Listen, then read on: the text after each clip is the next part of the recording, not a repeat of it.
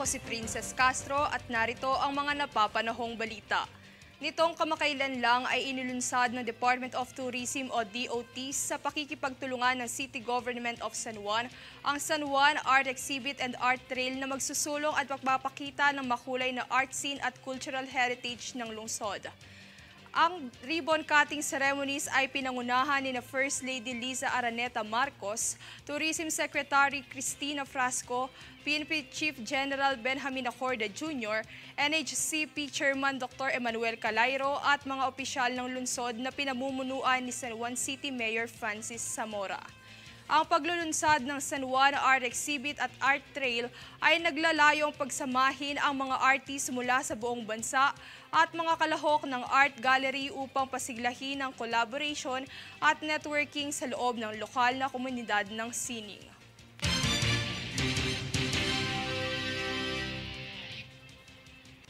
Alinsunod sa pag-uusig ng Senado ukol sa kaso ng pagpaslang kay Jemboy Baltazar, kustodiya ng 3 pulis na sangkot sa pagpaslang sa binata inilipat na. Narito ang buong detalye. Hinggil sa naturang pagpaslang ng 3 pulis sa 17 anyos na binata na si Jemboy Baltazar noong 2 ng Agosto, inalis na ng Senate Committee on Public Order and Dangerous Drugs ang contempt order ng 3 miyembro ng Navotas City Police. Ang 3 pulis na sangkot sa kaso ng mistaken identity ay kinilala bilang sina Police Captain Juanito Arabejo Jr., Police Captain Mark Joseph Carpio at Police Staff Sergeant Jerry Maliban. Samantala, ayon kay Committee Chairman at Senador Ronald Bato de la Rosa, mananatili sa kustodiya ng Philippine National Police o PNP General Headquarters sa mga ito habang ipinagpapatuloy ang investigasyon ukol sa insidente. Kaugnay nito ang suhestyon na ibalik na ang paggamit ng silbato at batuta ng mga kapulisan upang maiwasan ang mga insidenteng gaya nito. Ang suhestyon na ito ay silang-ayunan naman ni PNP Chief General Benjamin Acorda Jr. kung saan sinabi nito na kung bahagi ng uniforme ng pulis ang batuta at silbato, mayroon silang paraan para mag-establish ng police presence na hindi kailangan agad umabot sa engkwentro. Dahil dito, makikipag-ugnayan sila sa Command Group at Directorate for Research and Development. Sa kabilang dako, hindi napigilang ipahayag ni De La Rosa ang pagkadismaya sa nangyari at ipinaalala sa pulisya na ang pangunahing tungkulin nila ay ang maglingkod at protektahan ang taong bayan at hindi maging banta sa kanilang buhay. Princess Castro, nag-uulat para sa One Media Network. Sa pakikipagtulungan ng Philippine Information Agency o PIA, Philippine Communications Office o PCO at Office of the Presidential Advisor on Peace, Reconciliation and Unity o OPAPRU ay nalagdaan na ang kanilang Memorandum of Agreement na Strategic Communications for the Localized Peace Engagement and its Transformation Program kahapon, 30 ng Agosto sa Philippine International Convention Center. Binigyang diin din ni PIA Director Undersecretary General Jose Torres Jr. na ang pinirmahang MOU ay pagkilala sa kahalagaan ng malinaw at konkretong diseminasyon ng impormasyon hinggil sa inisyatibong pangkapayapaan ng bansa. Ayon kay PCO Secretary Cheloy Velicaria Marfil, ang tunay na pagbabago ay magsisimula sa grassroots levels na dapat natiyakin na ang mga impormasyon ay makakarating sa bawat parte ng bansa.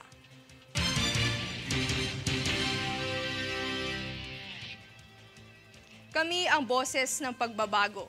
Ako si Princess Castro, abangan ang iba pang ulat dito sa News Force. Sa ulo ng mga balita. Bagyong Goring patuloy na humahagupit sa ilang lugar sa bansa. Bagong Pilipinas Servisyo Fair sinimulan na ng DTI. Kustodya ng mga pulis na sangkot sa death case ni Jemboy Baltazar inilipat na sa Camp Crame.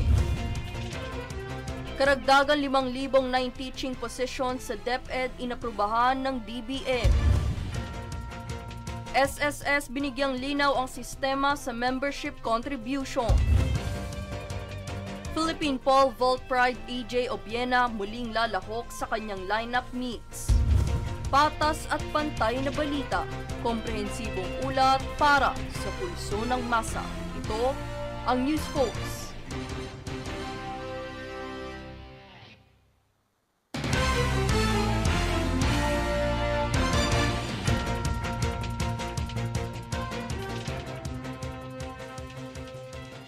Ako si Princess Castro at narito ang mga napapanahong balita.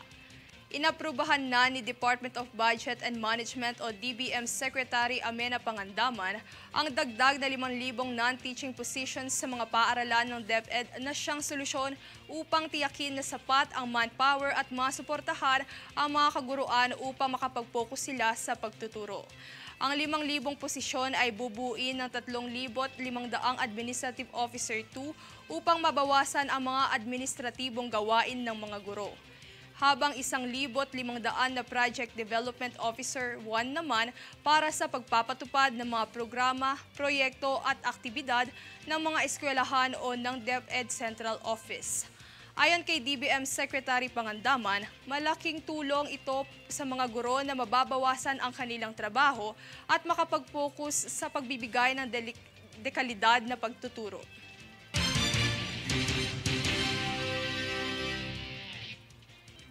Sinimula ng Department of Social Welfare and Development at Food and Agriculture Organization ng UR ang Social Protection Program para sa mga taong apektado ng bagyo sa Surigao del Norte.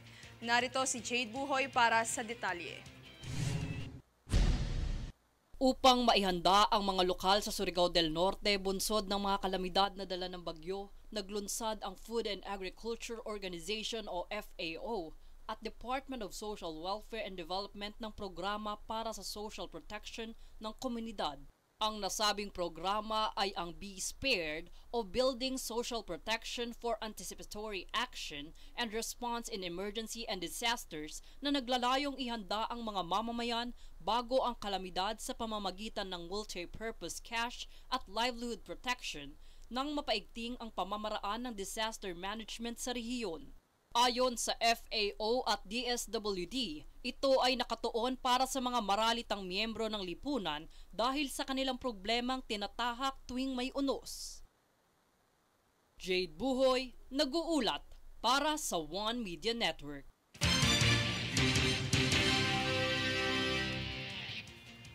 Sa pagbabalik eskwela noong ika-29 ng Agosto, naitala ng Learning Information System ang bilang ng mga rehistrado para sa school year 2023 to 2024 na nasa higit 22 mag-aaral.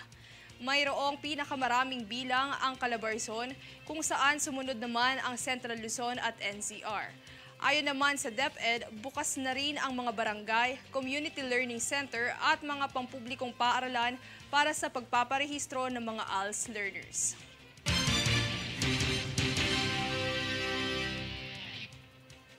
Kami ang boses ng pagbabago. Ako si Princess Castro. Abangan ang iba pang ulat dito sa News Force. Sa ulo ng mga balita, Bagyong Goring patuloy na humahagupit sa ilang lugar sa bansa. Bagong Pilipinas Servisyo Fair sinimulan na ng DTI. Kustodya ng mga pulis na sangkot sa death case ni Jemboy Baltazar inilipat na sa Camp Crame. Karagdagan 5,000 non-teaching positions sa DepEd inaprubahan ng DBM. SSS binigyang linaw ang sistema sa membership contribution. Philippine Pole Vault Pride EJ Obiena muling lalahok sa kanyang lineup meets.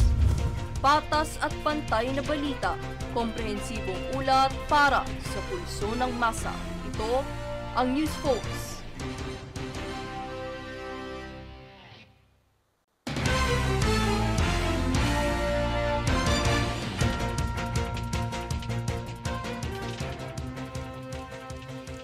Si Princess Castro at narito ang mga napapanahong balita.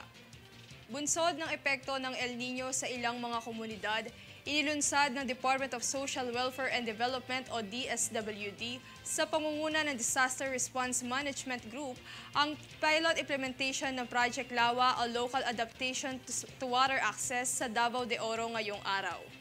Sa ilalim ng proyektong ito ay ang pagkakaroon ng cash for training and work para magbigay ng karagdagang kita sa mga vulnerable at marginalized families ng indigenous people, mga magsasaka at mangingisda. Kasabay ng paglulunsad ay pagpirma ng Memorandum of Agreement sa pagitan ng DSWD at mga katuwang ng ahensya, ang Department of Agriculture at United Nations World Food Program.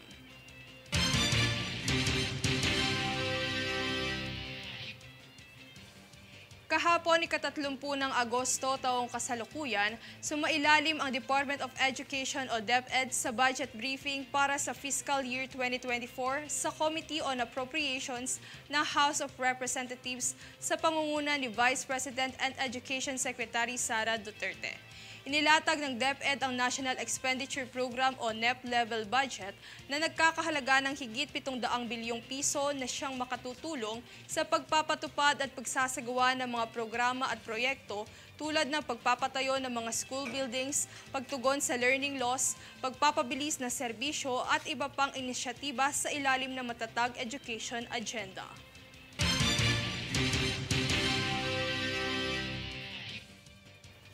Matapos ang naging makasaysayang silver finish ng Olympian Philippine Pride na si AJ Obiena sa nagdaang 2023 World Athletics Championships, muli na naman magpapamalas ng bangis ang prominent pole vaulter ng bansa sa lineup meets nito. 2 Diamond League ang nakatakdang lahukan ni Obiena, isa ngayong araw sa Zurich, Switzerland at Brussels, Belgium naman sa ika-8 ng Setyembre. Samantala, maglalaro rin ang pole vault pride sa 19th Asian Games na magaganapin sa Hangzhou, China mula ika-23 ng Setyembre hanggang ika-8 ng Oktubre. Magugunitang naging sunod-sunod ang naging tagumpay ni Obiena nitong mga nakarang araw na nagbigay ng karangalan sa bansa.